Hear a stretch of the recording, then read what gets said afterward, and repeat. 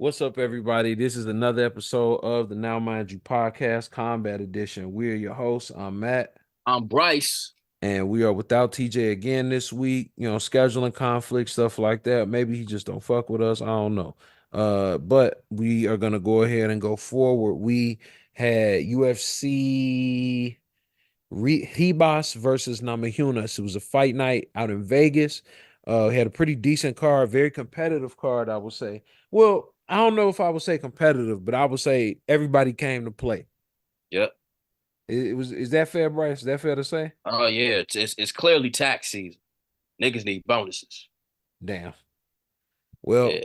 with that, we're gonna get started. Our opening fight, our opening fight was a featherweight fight between Fernando Padilla and Luis Puello, I'm sorry.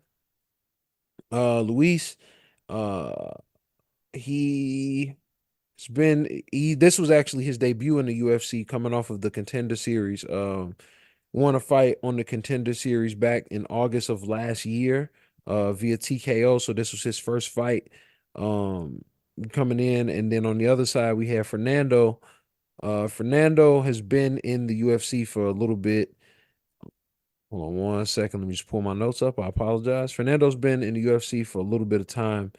Definitely was looking to kind of make his way up through the ranks. This is his third UFC fight.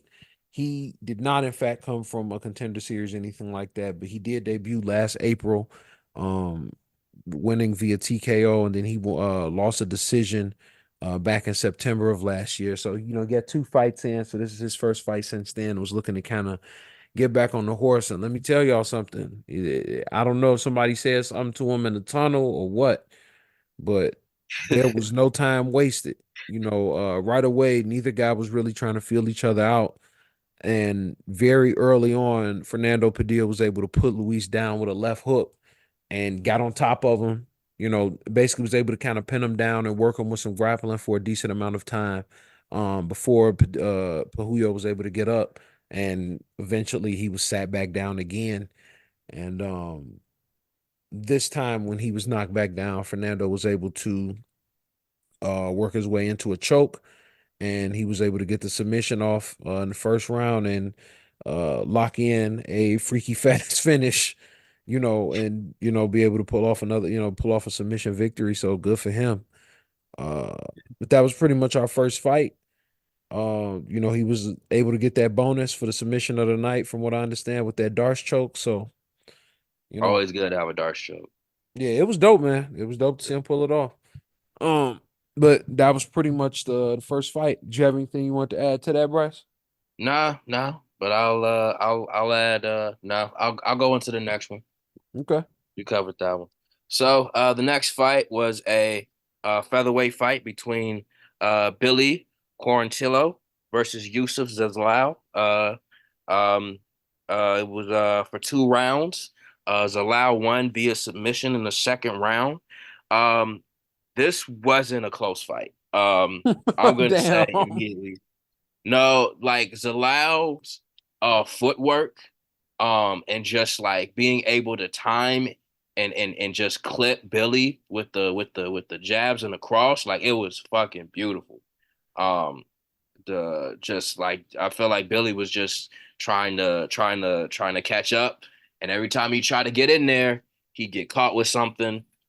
And eventually Zalal found his way in the probably in the latter half of the first round, with a sweep that was just so quick. He'd get in, and then he dominated Billy on the ground, make his way to his back, and then tried to get the choke, but it didn't work. So in the second round, they were going at it again, and he tried it again, and he got it. It was a little bit more of a struggle on the ground, but eventually, Yusuf found himself in the same position and got the rear naked choke on Zalal. On excuse me, yeah, Zalal got the rear naked choke on Quarantillo. Yeah, that was really a good showing on Zalal. Um, they're saying, I think the commentators were noting that like he's really starting to come into his own, kind of grow physically. He's the type of fighter that'll fight anybody. They said he like fought 4 times last year, which is crazy. Mhm. Um, but Honestly, that kind of helps with your experience and things like that. That Only was way to just get better amazing. at fighting is to fight, brother. Yeah, yeah. The work he put down on Quarantillo, amazing. It was phenomenal. Definitely deserves a Jimmy John sandwich. A Jimmy, just it was a You good ignorant as show. hell. Do you blame me though? Do you blame I me? think we low key should start saying that. They TJ deserve a can't Jimmy. veto it. Yeah, You smoke somebody quick, like, yeah, he deserve a Jimmy John sandwich for real. yeah. He deserve a turkey time. Uh,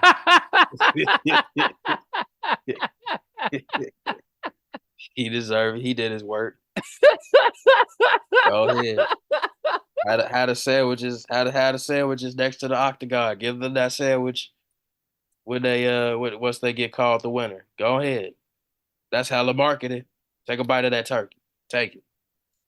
You a vegan? We got veggies. We got veggie sandwiches. Get that falafel in your mouth. Yeah. Yo, hey yo, Hey yeah, no, that was crazy. you was wilding. You was wilding. That was crazy. That was crazy. But that was a crazy showing by Zalal. Good fight. Y'all know I like my numbers. Zalal had 37 out of 62 total strikes. He had two out of two takedowns.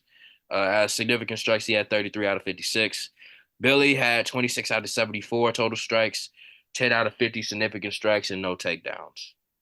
And there you have it. Yeah, You have any comments on this fight, Matt? one way traffic. One way traffic. Yeah.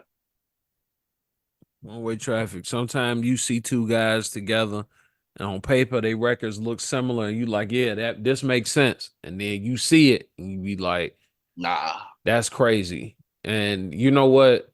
That was definitely the theme of this next one, bro. I'm not even finna stunt.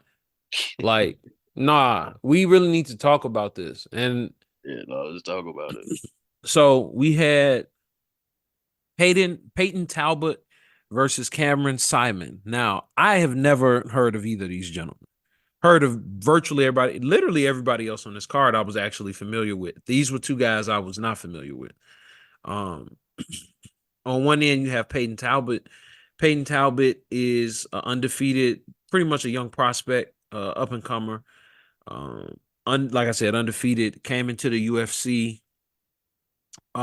This was his second UFC fight after getting on the Contender Series. So he won a fight on the Contender Series. Then he earned a fight, um, that he won in November of last year with a rear naked choke. And Okay. man, let me tell you something. He came in here, he did some work. Now on the other side, he had another guy that was another young and up and comer. His name is Cameron Simon. Now, Cameron Simon uh came into the UFC back in 2022 and pretty much made a pretty good splash for himself. He came in off of the Contender Series, which I will tell you, if nothing else, has been nothing but a fantastic funnel of talent. Uh for the UFC. No further proof of that Yes, it is has. your light heavyweight champion, who came from the Contender Series, Jamal Hill.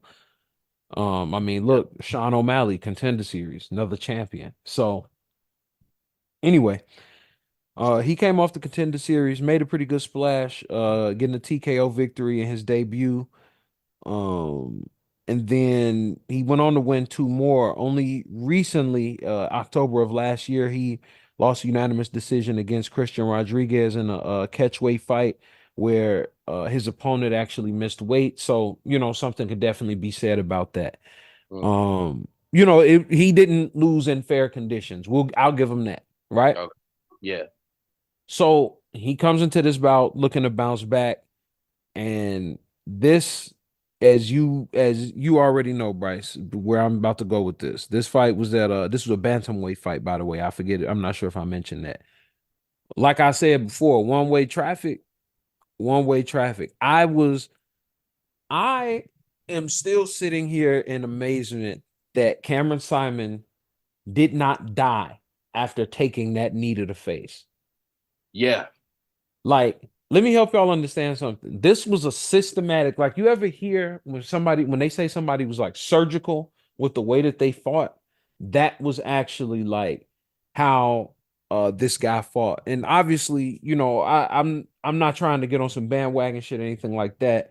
Because like I see what his record is and I see what it reflects. Like, he just got in the UFC. I'm not expecting him to like go fight Sean O'Malley or anything like that. But as a young guy coming up, you know what I'm saying? If he can move right, this dude can be a problem. You know Yes, what you I'm can. saying? This was my first time seeing either of these guys fight. And I mean, this kid stayed calm. He was in complete control the entire time. Yeah. Like his striking was crisp, his grappling was crisp. Everything that he did just was very deliberate, but it looked smooth and effortless. Like it And the looked like he power. was not trying. Yeah. It looked like he was not putting forth any effort. He in the first round, he kind of backs Cameron Simon up, and Simon goes to shoot a takedown. At the exact moment he goes to shoot this takedown, like as he is dropping, Talbot shoots this knee. It's oh god, the thud was nasty. He stayed on his feet, bro. Yeah. How the oh nah, that shit was crazy. He knees this guy in the face and pretty much continues to dominate him for the remainder of the round. And within the opening 5 seconds of the second round, he just drops him with a straight left hand and he's all over him. And like this kid is just swimming in canvas and fist at this point. And the referee breaks it up. And that was the end of the fight, man. Like that, Yeah. we were all surprised he survived really out of that first round. Yeah.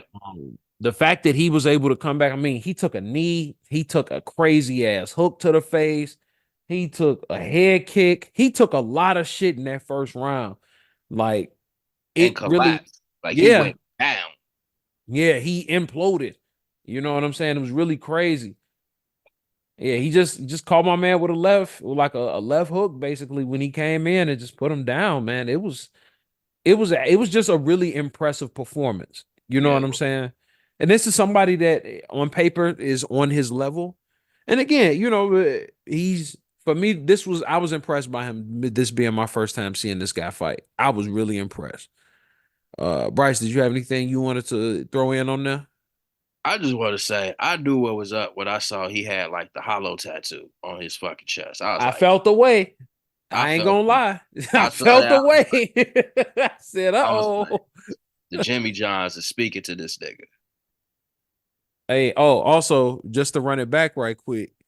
Your boy Fernando Padilla, after he after he won his fight, he definitely proclaimed himself a member of the Straw Hats. G definitely put a straw hat on after. They got these anime dudes in the UFC now. I don't know if they ready for that.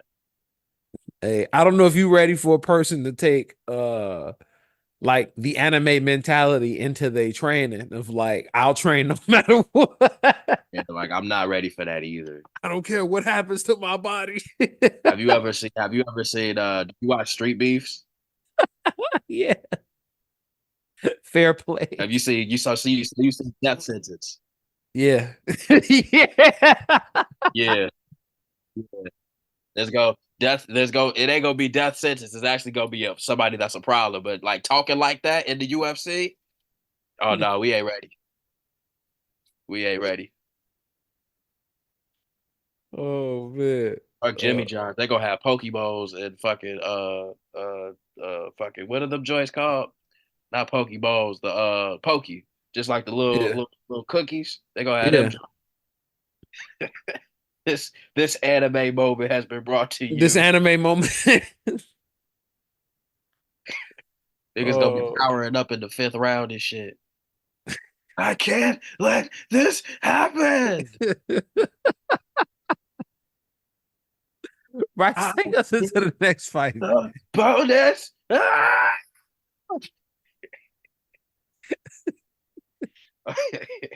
so, so the next fight, this actually is a good example. I was talking about this nigga thought about his friendships and on the first. Bryce.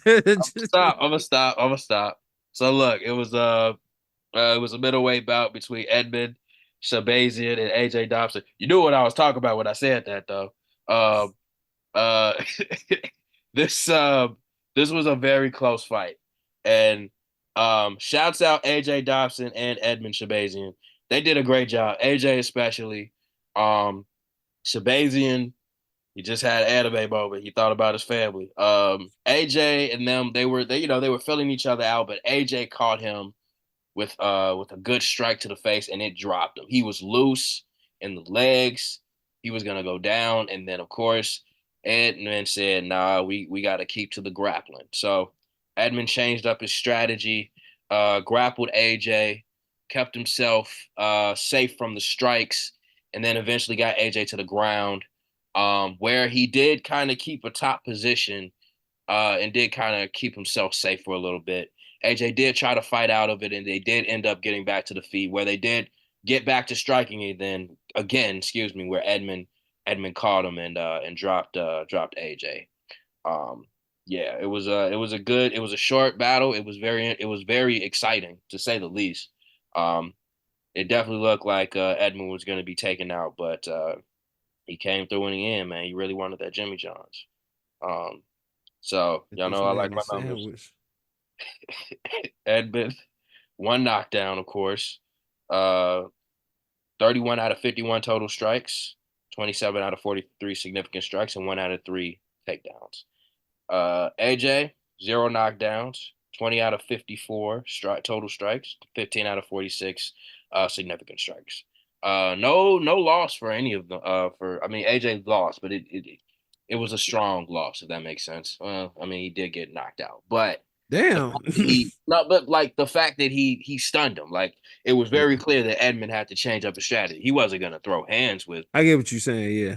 and then like coming out of the scuffle on the ground, you know, you get tired from that. You know what I'm saying? Especially trying to get back up on your feet. So just good idea from Edmund. Just very solid MMA. Um, Hmm. what are your thoughts, Matt? Hey, live by the gun. I'ma die by the gun. That's how I felt. He was in there. Look, AJ had that man fighting for his life. He another one very similar to to very similar to Austin Cameron Simon. Yeah, I'm sorry. Very similar to Cameron Simon, man. I'm surprised he was even like still alive. You Yeah. know what I'm saying? I'm talking about Edmund. He took some shit, bro. Yeah, no, he was like the when he first grabbed onto him, it was very clear. He's like, yeah, if I let go, I'm on the ground. Yeah, bro. He had to withstand some things, brother. And I'm shocked that he made it through, but he did. Yeah, You know, he pulled the garage, whatever. You know what I'm saying? My nigga said, I know I can make it through. And he got active, you know. Listen, the cage beast is the most dangerous. You know, yeah, with back against the wall. He let that right hand go, and he knew if he did not stop that dude, then that was it. He was gonna have to get brother out of there, brother. It was yeah. not looking good. And yeah, man, good on Edmund. You know, he needed to get back in the win column. He was fighting like a guy that needed a win, and he got it. Oh, he did it. Yeah, he pulled it He off. did. I ain't mad at him. Yeah, he did. Uh, let's go on to our next one. We got next bout of the night. We had Carl Williams versus Justin Tafa. Um, so this was a part of that whole thing where initially Carl Williams was going to fight his brother, Junior Tafa, but Junior Tafa stepped up and fought somebody for Justin, and so they ended up switching out because Justin Tafa had got sick and Junior Tafa was present. Whatever. It was a whole thing, but this was the other side of that replacement. So you got Justin Taffa, who these guys are competing at heavyweight. Justin Taffa's 30 years old, nicknamed the Bad Man, from Auckland, New Zealand. Um, he was in here coming off of a win, coming off of a knockout actually, that he pulled back in the Sydney card in September of last year. Carl Williams, on the other hand, heavyweight coming into this fight, he was also coming off of a win, but he was coming off of a decision. He's coming off of a decision against Chase Sherman, which was ooh, in May of last year. So, he fought almost a year ago. So, it was pretty decent amount of time being inactive. And you know, Justin Taffa's definitely not a get off the couch guy that you would want to fight. Um, in the first round, Justin put him in a lot of danger, hurt him, actually hurt Carl Williams and hurt him pretty bad. And as Carl was backing down, Justin was trying to catch him with a knee, and it was unfortunately he just the timing of it was off, and so he wasn't able to line him up with it pretty much. And because of that, Carl Williams was able to secure a takedown and virtually control him on the ground until he was able to get his bearings back together, and then pretty much for the remainder of the round. And then it was rinse, wash, and repeat. He would do a little bit of striking here and there, and then he would just go for a takedown. And the commentators were saying that there was a degree of just get up in Justin Taffa, similar to like a Derek Lewis, and that's true. There definitely was some of that, but for the most part, he was almost being taken down at will. Carl Williams was able to get 7 takedowns off on him. Coming into this fight, we knew that he kind of had that grappling advantage, but I mean, it was the whole story of the fight. The whole story of the fight was those takedowns and the ground control and just minimizing what Justin Taffa was able to do and just pretty much forcing him to remain defensive virtually the entire fight, because there was really nothing he could do. You know what I'm saying? So, Yeah. but Bryce, I'll pass it to you. You hit it on the head. I've said this before, and I'll say it again. There is a new era in the heavyweight division. You cannot just throw them hands. Talked about it with Ty. We saw it with Derek Lewis against Cyril Gain. We saw it against uh I want to say Derek Lewis versus did he fight that Brazilian dude? He fought somebody and they actually got him on the ground and really used jujitsu to take. I'm pretty sure it was he just fought Curtis Blades. Um, I can't remember, but just we have the heavyweights and they rely on that power, but to have a heavyweight start utilizing like good grappling, good footwork, good striking, good kicks, it just shows that there's a big gap that's going to be seen in the heavyweight division, and the people that we enjoy watching, it's gonna be interesting and scary to see them against new fighters. It was a good showing by Carl. Yeah, he got caught, but that wrestling saved him, as we saw it saved Edmund last fight. Those things are important. They're essential. You can't. Yeah, man, grappling continues to be so much more important within this sport. And it just feels crazy that I mean, I won't say that it feels crazy that people aren't taking it serious because they definitely are. It's just one of those situations where it's like, boy, like You you know, really see the difference when people don't do it. yeah. It's you see like with the fight with Taito Ivasa last week, it just felt like he didn't even know what to do uh in the grappling exchange. He was just lost on the ground. I wonder how often that is the case with heavyweights. How many of them do have the just get up mentality when it comes to that? Um, but yeah, good showing by Carl Williams. I So mean, we I get into the main also event. I also think Oh, of Cyril Gone John Jones. yep, yep. It wasn't even tough for him to do it. I mean, yes, it's John Jones, but Yeah, but it was guillotine. Thank you. yeah, See you later. yep, nothing. No type of defense. No type of way around that. Yeah, that can't be the case. That cannot be the case. Um, Going into the main event, Mm-hmm. women's flyweight battle, Rose Namajunas versus Amanda Ribas. Um, 5 rounder, very good. I'll just go over the numbers. Rose 168 out of 281 total strikes. Amanda 137 out of 342. Out of significant strikes, Rose had 93 out of 188. Amanda had 83 out of 270. Takedowns, Amanda had 4 out of 8. Rose had 1 out of 3. Takedown percentage, of course, Amanda has 50%. Rose has 33.3%. Um, yeah, this was a great showing by both competitors. It's good to see Rose again. It's great to see Amanda Ribas. She has been climbing the ranks. Um, I think in seeing this fight shows Rose's experience as well as her caliber as a fighter. Um, she's her experience just makes up for a lot of things that Amanda was lacking, and even her strengths, Rose could capitalize on them. For example, Amanda got some good takedowns on Rose, but like I want to say for two of them at least, Rose got taken down, but immediately got top position and immediately took advantage of that. Um, when it came to the striking, you could very clearly see Rose was so smooth with her footwork. She was so smooth with her hands. She was so smooth with the head movement.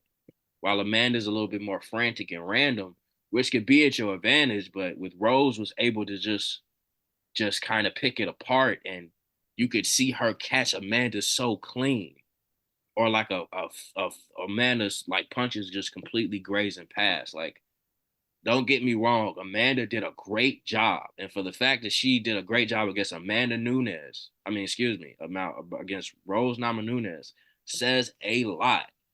But it's just the gap it was very, very clear. Um, yeah, it was a good showing by Rose. It's a good showing by Amanda. Rose won via decision. It was unanimous decision. Um, yeah, I would make the argument for takedowns, but if you watch the fight, it felt like the takedowns, except in that third round. That third round was definitely Amanda's. But like, bro, that you talking about the third round out of in a 5 round fight.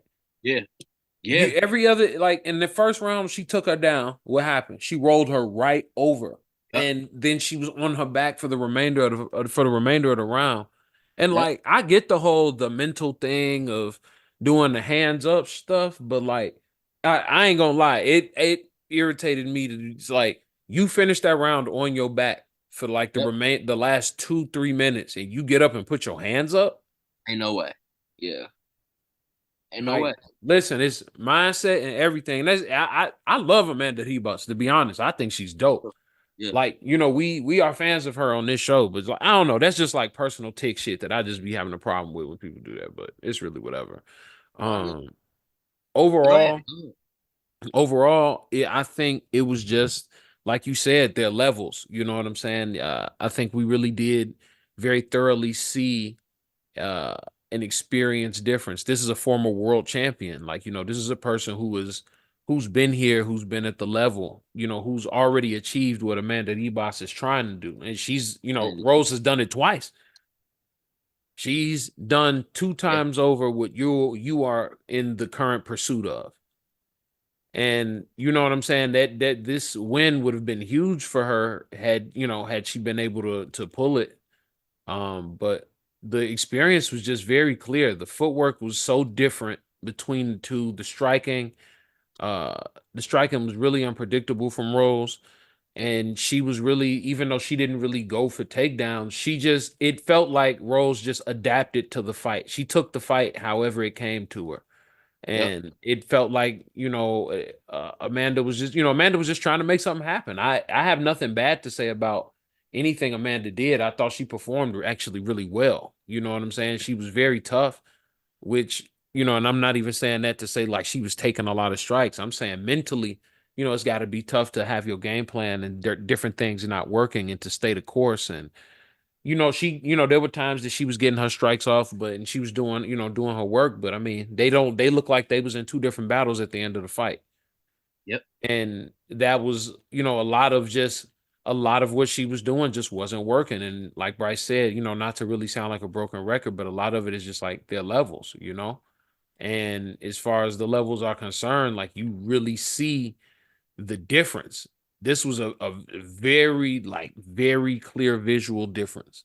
Yeah. Everything she did was just like, this is good, but I like she Rose had clearly experienced harder strikes, has clearly experienced better grappling, had clearly experienced, perhaps even stronger opponents physically. It wasn't enough. It just Yeah, was not enough. that's the best way to describe it. It just wasn't enough. She did a lot. If we looked purely at the numbers, you would say Rose lost that fight. But if you watch that fight, she didn't lose. Yeah. It's clear as day. And I mean, obviously the judges also got it right. So, Yep. You you hit it got right on the head. what was your favorite fight of the night? It's got to be Talbot, man. Yeah, hell yeah. We ain't even got to ask me. Who is this dude? Who is Buddy? Yeah, bro. Let's get him. Let's get him on a prelim or something. Let's get him opening Yeah, another card or something. Let's get him against another like a 10-0 dude or something. You yeah. feel me? I am Let's for it. let's see what he got for real. Yeah, let's test it out. I ain't he don't need no top 15 motherfucker, and then everybody be saying he a fraud. But like, let's see. You just matched him this time. Match him with another dude in the weight class. See what's up. Cause bantamweight is starting to come together for real. Yeah, it's crazy actually. Um, just kind of seeing a just new fighters coming in and sort of make their own name. Uh, and we're starting to see other people kind of fall out of the spotlight a little bit too. So it's a fun time to watch UFC. Hmm.